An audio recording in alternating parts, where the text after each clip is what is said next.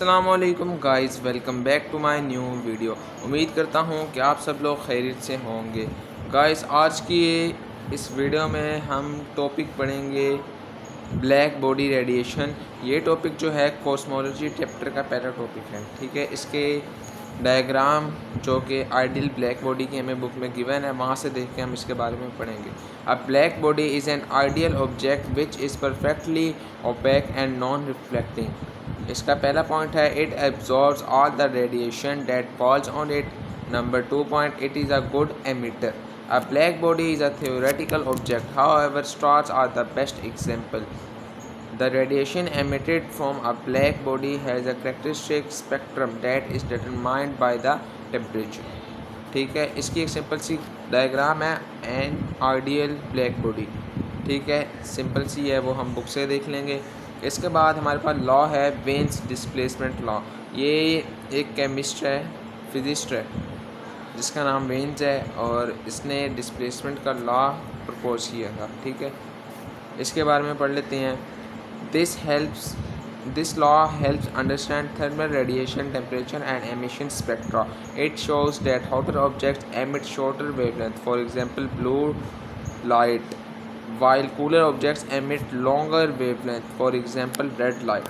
Wales displacement law relates that the observed wavelength of light emitted by a star to its surface temperature. It states that यहाँ पे अब इस law की definition है। ठीक है, the black body radiation curve for different temperatures peaks at a wavelength which is inversely proportional to the temperature। यानी कि यहाँ पे जो हमारे पास लैम्डा है वो इन्वर्सली प्रोपोर्शनल होगा टेम्परेचर के। फिर यहाँ पे हम कांस्टेंट पुट करेंगे। ठीक है, और lambda max is the maximum wavelength emitted by the star eight the peak intensity. Here the constant is equal to 2.9 multiplied by 10 raised to power minus 3 meter.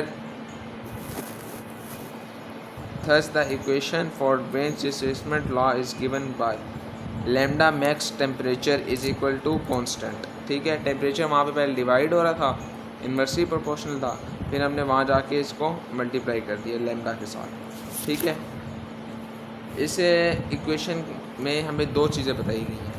पहली चीज़ है the higher the temperature of a body the shorter the wavelength at the peak intensity.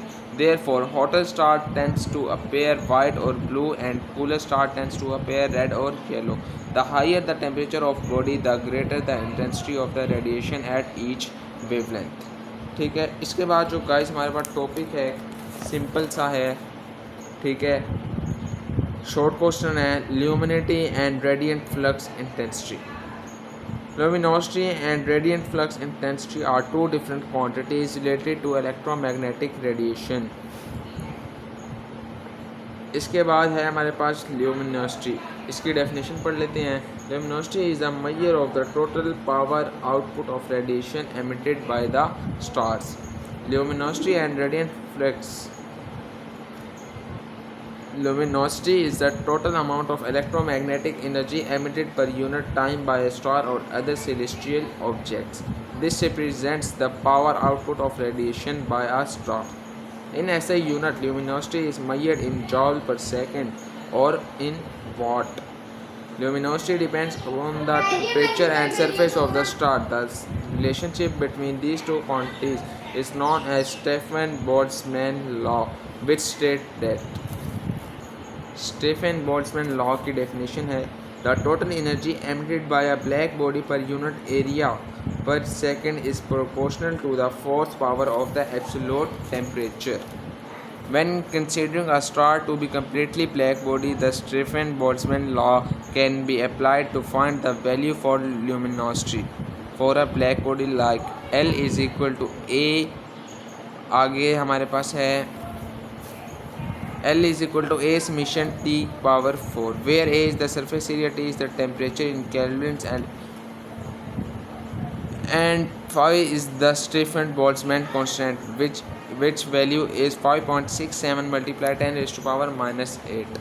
इसके बाद guys हमारा जो next topic हम next video में start करेंगे आज का टॉपिक एंड होता है। अगर आपको ये वीडियो पसंद है तो चैनल को लाइक सब्सक्राइब ज़रूर कर दीजिएगा। ठीक है गाइस, मिलते हैं हम सब लोग नेक्स्ट वीडियो में। तब तक के लिए अपना बहुत सारा ख्याल रखिएगा। अल्लाह हाफिज़।